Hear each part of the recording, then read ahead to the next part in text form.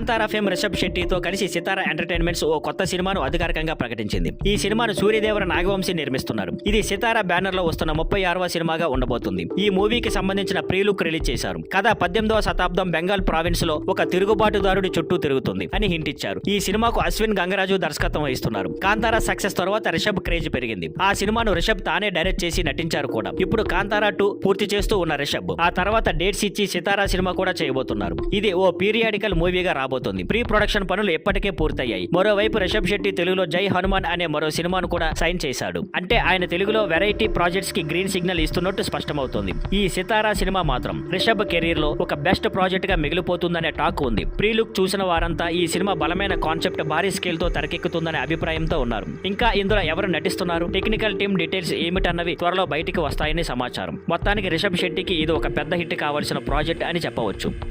Thank you for watching. Please like, share and subscribe.